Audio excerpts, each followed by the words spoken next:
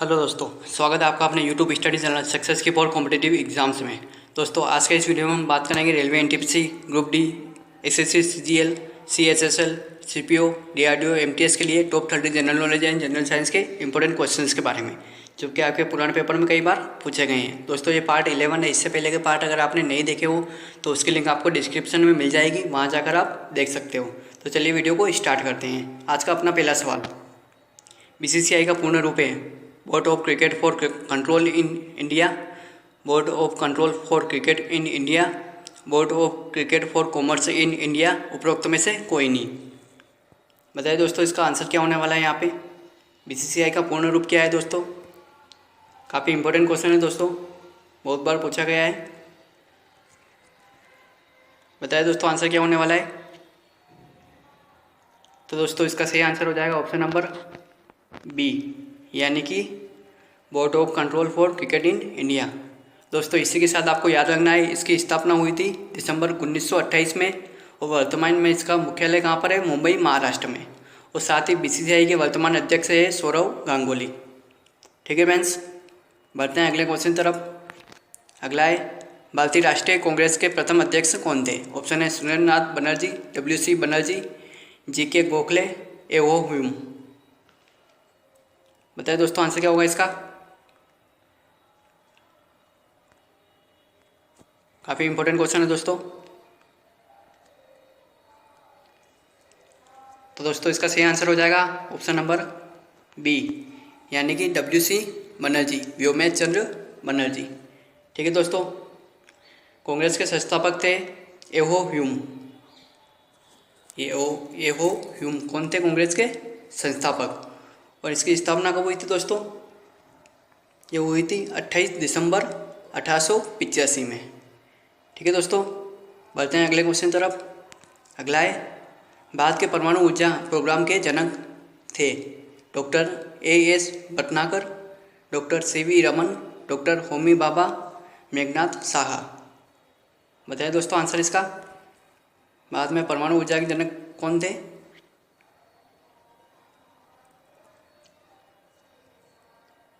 तो दोस्तों, इसका सही आंसर है ऑप्शन नंबर सी, यानी कि डॉक्टर होमी भाभा। ठीक है फ्रेंड्स, बढ़ते हैं अगले क्वेश्चन तरफ। अगला है, किस प्रसिद्ध संगीतकार ने तबले का आविष्कार किया। ऑप्शन है तानसेन, मिर्जा गालिब, अमीर खुसरो, फियाज मोहम्मद फैज। बताइए दोस्तों, इसका आंसर क्या होने वाला है।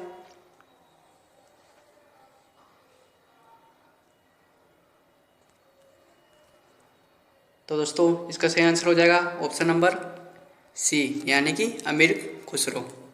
ठीक है फ्रेंड्स, बढ़ते हैं अगले क्वेश्चन तरफ। अगला है, भारत के संसद में सम्मिलित है। ऑप्शन है लोकसभा, लोकसभा और राज्यसभा, राष्ट्रपति, लोकसभा और राज्यसभा, अध्यक्ष, लोकसभा और राज्यसभा। बताइए दोस्तों, इसका आंसर क्या होने वाला है। भारत की संसद किनसे मिलकर बनी है। तो दोस्तों, इसका सही आंसर हो जाएगा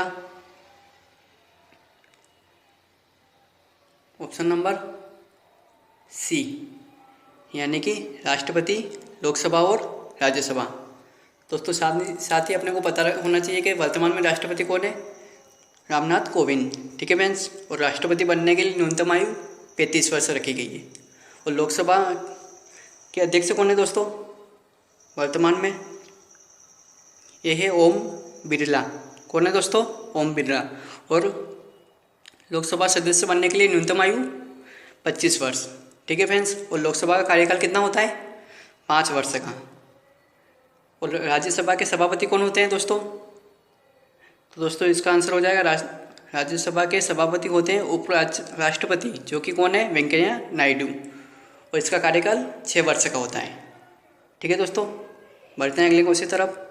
अगला है, निम्नोक्त में से भारतीय संविधान की किस सूची में शिक्षा शामिल है। ऑप्शन केंद्रीय सूची, राज्य सूची, समवर्ती सूची, स्थानीय सूची। बताइए दोस्तों, शिक्षा को किस अनुसूची में रखा गया है। काफ़ी इंपॉर्टेंट क्वेश्चन है दोस्तों। तो दोस्तों, इसका सही आंसर हो जाएगा ऑप्शन नंबर सी, यानी कि समवर्ती सूची। ठीक है दोस्तों, याद रखना इसको। बढ़ते हैं अगले क्वेश्चन तरफ। अगला है, भारत में किसे पूर्ण होने में 2 वर्ष 11 महीने और 17 दिन लगे? ऑप्शन है महाभारत को लिखने में, प्रथम मुद्रा निर्माण में, राष्ट्रीय ध्वज को डिजाइन करने में, भारत के संविधान को लिखने में। बताइए दोस्तों इसका आंसर क्या होगा? काफ़ी आसान है दोस्तों ये तो। इसका आंसर हो जाएगा ऑप्शन नंबर डी, यानी कि भारत के संविधान को लिखने में। ठीक है फ्रेंड्स, बढ़ते हैं अगले क्वेश्चन तरफ। अगला है, business at the speed of thought नामक पुस्तक के लेखक कौन है? ऑप्शन है Dick Francis, John Gray, Bill Gates, Ratan Tata. बताइए दोस्तों इसका आंसर। यह पुस्तक किसने लिखी थी दोस्तों? तो दोस्तों इसका सही आंसर हो जाएगा ऑप्शन नंबर सी, यानी कि बिल गेट्स। साथ ही दोस्तों आपको पता होगा ये माइक्रोसॉफ्ट के संस्थापक हैं। ठीक है फ्रेंड्स, बढ़ते हैं अगले क्वेश्चन तरफ। अगला है, नैयर सिंचाई परियोजना में स्थित है? ऑप्शन है अरुणाचल प्रदेश, केरल, मेघालय, सिक्किम। बताइए दोस्तों इसका आंसर क्या होगा?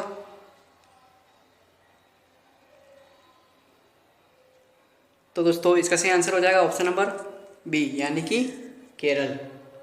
ठीक है दोस्तों, साथ ही केरल की राजधानी तिरुवनंतपुरम और वर्तमान में इसके मुख्यमंत्री कौन है?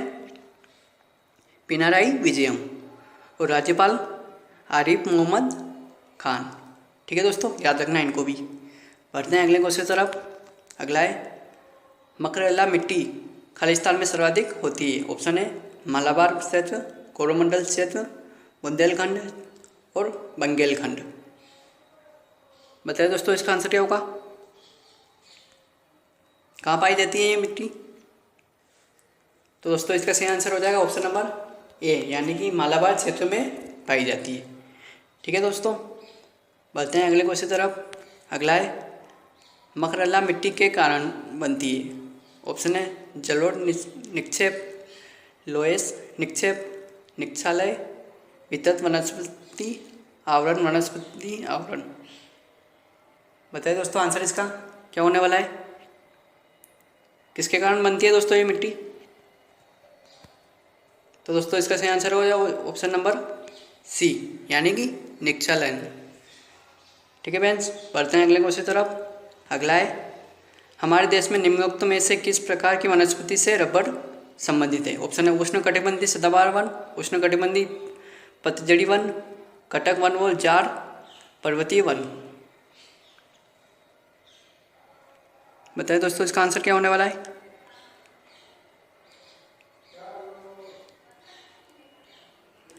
तो दोस्तों इसका सही आंसर हो जाएगा ऑप्शन नंबर ए, यानी कि उष्णकटिबंधीय सदाबहार वन से रबड़ बनता है। ठीक है फ्रेंड्स, बढ़ते हैं अगले क्वेश्चन तरफ।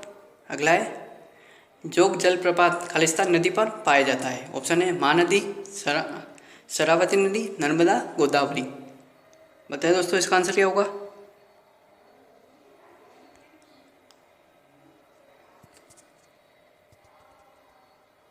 तो दोस्तों इसका सही आंसर हो जाएगा ऑप्शन नंबर बी, यानी कि शरावती नदी पर। कहाँ पर है दोस्तों? ये कर्नाटक में। ठीक है फ्रेंड्स, और कर्नाटक की राजधानी बेंगलुरु। और साथ ही इसके अगर मुख्यमंत्री का क्वेश्चन आता है तो वर्तमान में कौन है? BS येदियुरप्पा। ठीक है फ्रेंड्स, नाम थोड़ा अटपटा है, BS येदियुरप्पा। और वाजूभाई वाला यहाँ के राज्यपाल है। ठीक है फ्रेंड्स, बढ़ते हैं अगले क्वेश्चन तरफ। अगला है, निम्नोक्त में से कौन सा गेज भारतीय रेलवे गेज का आंतरिक भाग नहीं है? ऑप्शन है छोटी लाइन गेज, मीटर गेज, बड़ी लाइन गेज, मानक गेज। बताइए दोस्तों इसका आंसर क्या होगा? तो दोस्तों इसका आंसर हो जाएगा ऑप्शन नंबर डी, यानी कि मानक गेज। दोस्तों नैरो गेज की लंबाई कितनी होती है? बताइए दोस्तों नैरो गेज की लंबाई, याद रखना दोस्तों इसको भी, ये होती है ये होती है 0.762 मीटर। किसकी होती है? नैरो गेज की। और मीटर गेज की तो नाम से स्पष्ट है, 1 मीटर। ठीक है। और बड़ी लाइन की ये होती है 1.676 मीटर। ठीक है फ्रेंड्स, याद रखना इसको भी। बढ़ते हैं अगले क्वेश्चन तरफ। अगला है, बाद में ईस्ट इंडिया कंपनी के पहले गवर्नर जनरल थे। ऑप्शन है Robert Clive, sir John Shore, Warren Hastings, Marvin of Hasting. बताइए दोस्तों इसका आंसर। कौन थे प्रथम गवर्नर जनरल? तो दोस्तों इसका सही आंसर हो जाएगा ऑप्शन नंबर सी, यानी कि वॉरेन हेस्टिंग। ठीक है फ्रेंड्स, बढ़ते हैं अगले क्वेश्चन तरफ। अगला है, भारत में अंग्रेजी शिक्षा का आरंभ करने वाला कौन था? ऑप्शन है कर्जन, नेहरू, मकाले, डलहौजी। काफ़ी इंपॉर्टेंट क्वेश्चन है और बहुत बार पूछा गया है दोस्तों। बताइए इसका आंसर।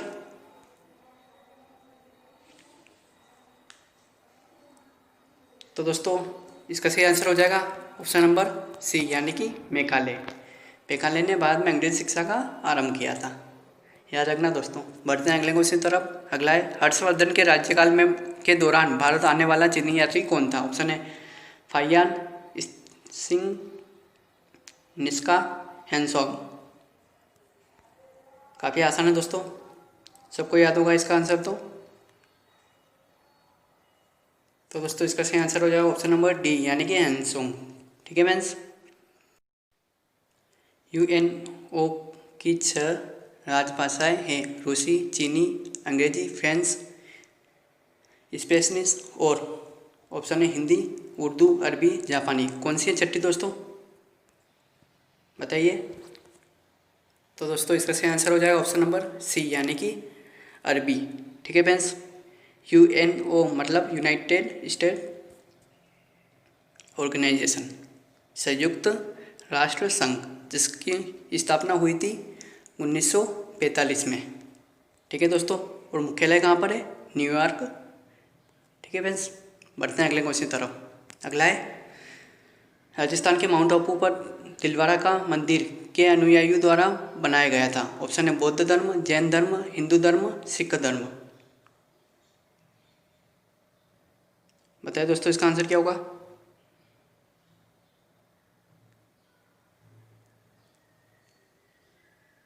तो दोस्तों इसका सही आंसर हो जाएगा ऑप्शन नंबर बी। क्या हो जाएगा दोस्तों? जैन धर्म। ऑप्शन नंबर बी इसका सही आंसर है। ठीक है दोस्तों, बढ़ते हैं अगले क्वेश्चन तरफ। अगला है,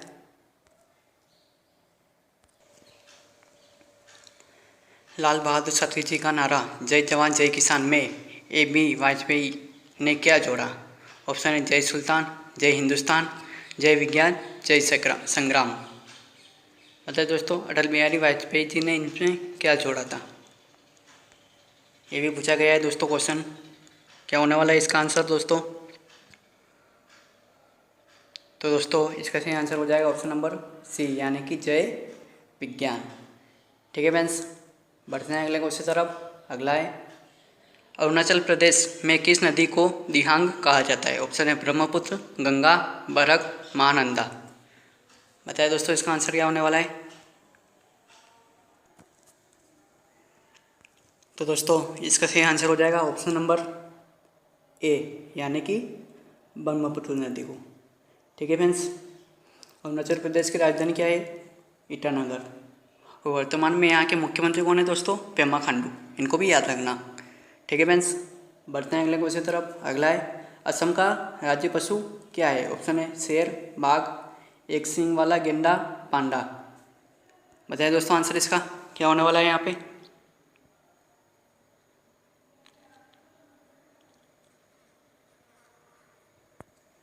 तो दोस्तों इसका सही आंसर हो जाएगा ऑप्शन नंबर सी, यानी कि एक सींग वाला गेंडा। ठीक है फ्रेंड्स, असम की राजधानी दिसपुर, और साथ ही यहाँ के मुख्यमंत्री कौन हो जाएंगे? सर्बानंद सोनोवाल। ठीक है फ्रेंड्स, याद रखना इनको भी। बढ़ते हैं अगले क्वेश्चन तरफ। अगला है, बाद में उपराष्ट्रपति का चुनाव किया जाता है। ऑप्शन है राज्यसभा के सदस्यों द्वारा, राज्यसभा और राज्य विधायिका के दोनों सदनों के सदस्यों द्वारा, संसद के दोनों सदनों के सदस्यों द्वारा, निर्वाचित संसद सदस्यों और राज्य विधायिका के निर्वाचन मंडल द्वारा। बताइए दोस्तों इसका आंसर क्या होगा।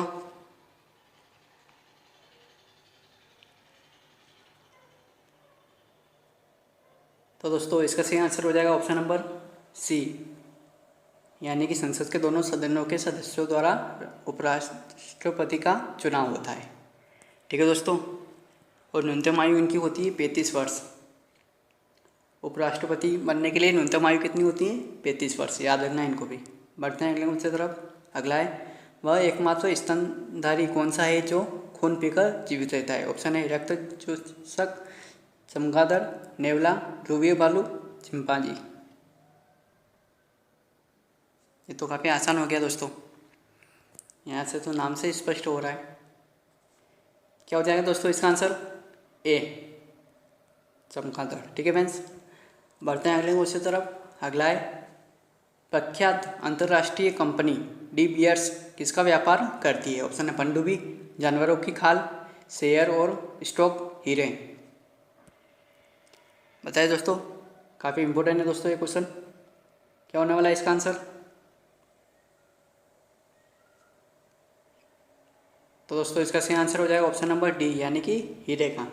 ठीक है फ्रेंड्स, कहाँ की है ये? London, UK. ठीक है फ्रेंड्स, बढ़ते हैं अगले क्वेश्चन तरफ। अगला है, अगस्त 1947 में भारत की आज़ादी के समय ब्रिटेन के प्रधानमंत्री कौन थे? ऑप्शन है Winston Churchill, Anthony Eden, Clement Attlee, Ramsay MacDonald. बताइए दोस्तों इसका आंसर, कौन थे प्रधानमंत्री ब्रिटेन के उस समय पे जब अपना देश आज़ाद हुआ था?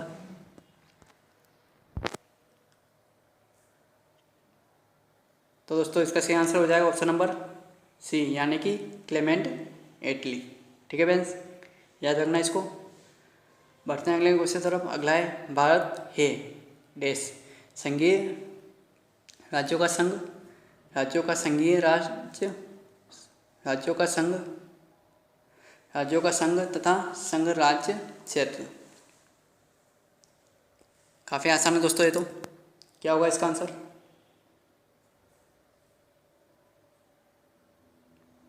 तो दोस्तों इसका सही आंसर हो जाएगा ऑप्शन नंबर सी, यानी कि राज्यों का संघ। ये भारतीय संविधान में बात को कहा गया है। क्या कहा गया है? राज्यों का संघ। ठीक है फ्रेंड्स, बढ़ते हैं अगले क्वेश्चन तरफ। अगला है, भारतीय राष्ट्रीय आंदोलन पर लिखी किताब इंडियन स्ट्रगल के लेखक हैं? ऑप्शन है सुभाष चंद्र बोस, पट्टाभी सीतारामैया, जवाहरलाल नेहरू, उपरोक्त में से कोई नहीं।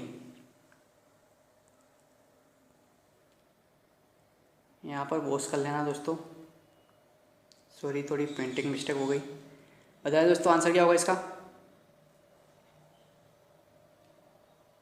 तो दोस्तों इसका सही आंसर क्या है? Option number A, Subhash Chandra Bose. ठीक है फ्रेंड्स, बढ़ते हैं अगले क्वेश्चन तरफ। अगला है, भूकंप का अध्ययन करने वाली विज्ञान की शाखा को क्या कहते हैं? ऑप्शन है जियामॉर्फोलॉजी, इकोलॉजी, रोएंटजेनोलॉजी, सिस्मोलॉजी। दोस्तों वीडियो अच्छा लगा हो तो लाइक शेयर करके चैनल को सब्सक्राइब कर देना। बताइए दोस्तों आंसर इसका। तो दोस्तों इसका सही आंसर हो जाएगा ऑप्शन नंबर डी, यानी कि सिस्मोलॉजी। और साथ ही भूकंप मापी यंत्र को क्या कहा जाता है? उसको कहा जाता है सिस्मोग्राफ। ठीक है फ्रेंड्स, याद रखना उसको। बढ़ते हैं अगले क्वेश्चन तरफ। अगला है, संसद के किसी भी सदस्य को बात करने से रोककर किसी अन्य सदस्य को बोलने का अधिकार अध्यक्ष को है। इस परिघटना को क्या कहते हैं? ऑप्शन है शालीनता, पक्ष व्याग, प्रश्नवादक, पक्ष समर्पण। बताइए दोस्तों इसका आंसर। दोस्तों वीडियो अच्छा लगा हो तो लाइक शेयर करके चैनल को सब्सक्राइब करना और साथ ही बेल आइकन को प्रेस करना, जिससे हमारे वीडियो की नोटिफिकेशन आप तक सबसे पहले पहुंच सके। बताइए दोस्तों आंसर इसका क्या होने वाला है? तो दोस्तों इसका सही आंसर हो जाएगा ऑप्शन नंबर बी, यानी कि पक्ष व्याग। ठीक है फ्रेंड्स, दोस्तों पिछले वीडियो में मैंने आपको 2 क्वेश्चन दिए थे, जिनमें पहला था सेंसेक्स का क्या अर्थ है? इसका आंसर हो जाएगा दोस्तों ऑप्शन नंबर